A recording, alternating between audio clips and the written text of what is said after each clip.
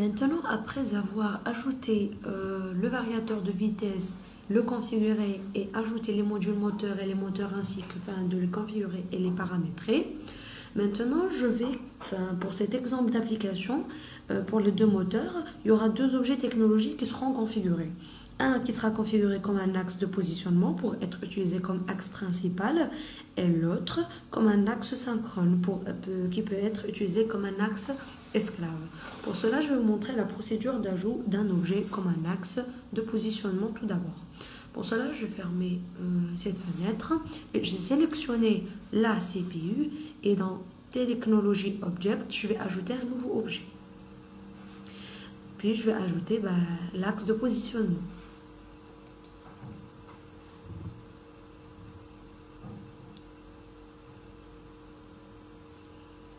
Dans l'axe de positionnement, dans Function, l'onglet, toujours dans l'onglet Function View, je vais sélectionner Hardware Interface, Driver. Je vais sélectionner Profit Drive si ce n'est pas sélectionné. Puis dans le Drive, je vais sélectionner le variateur de vitesse utilisé, qui est le Drive Unit 1. Et pour le choix des moteurs, vous choisissez le moteur lequel vous voulez utiliser comme un axe principal. Moi, je vais utiliser le premier axe. Et je vais valider.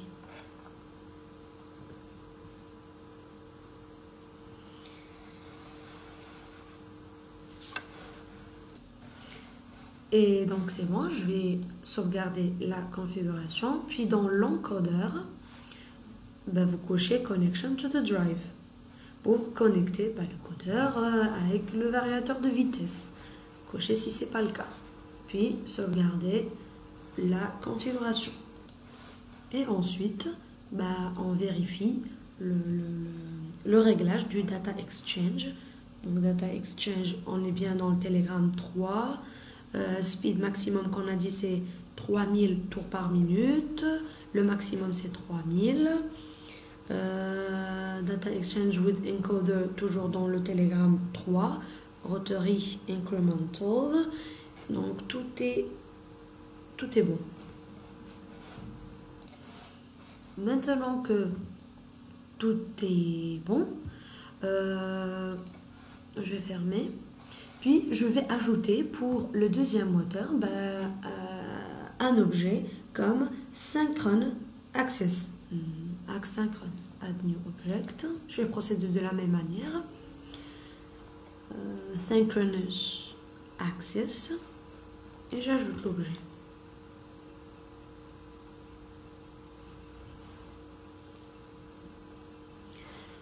Je vais procéder exactement de la même manière.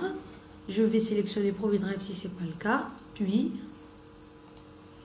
sélectionner le variateur et le moteur que je souhaite configurer comme un Synchrone Access. Puis je valide.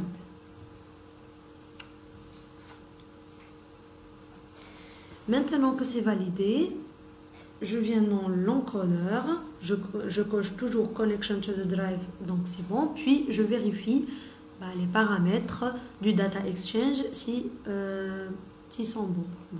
Ils sont bons. Je vais sauvegarder ma configuration. Et ensuite, dans Leading Value Interconnection, je vais sélectionner l'axe de positionnement comme un axe principal. Puis, sauvegarde. Donc, après avoir sauvegardé ma configuration, je ferme la fenêtre. Et maintenant, je vais vous essayer de vous créer un petit programme d'un commande moteur. Pour cela, je vais procéder comme suit. Je vais commencer par dans programme blocks, add new block. Je vais commencer par ajouter un function block, un FB. Je vais sélectionner le ladder comme langage de programmation automatique et je mets OK.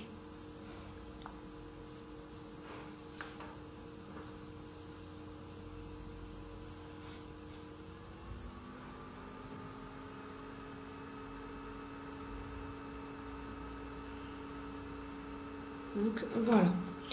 Et voilà le FB qui s'ouvre. Pour cela, dans Technology, je vais choisir Motion Control. Je vais chercher Motion Control, non pas ici, dans Technologie. Motion Control. Je vais sélectionner le MC Power et je vais le glisser dans le premier réseau. Dans le MC Power TB, voilà, je renomme, après le renommer avec le nom que vous voulez. Par exemple, moi je vais nommer Instance. J'ai sélectionné Multi-Instance. Voilà. Puis je valide.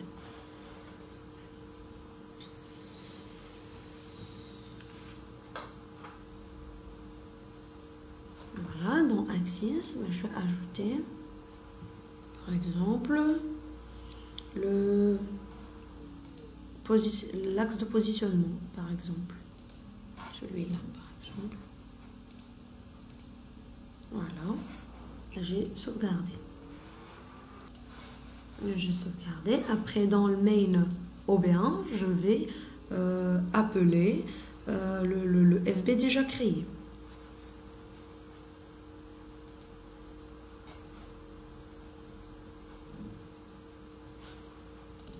Puis appeler dans OB1 le FB déjà créé, puis sauvegarder.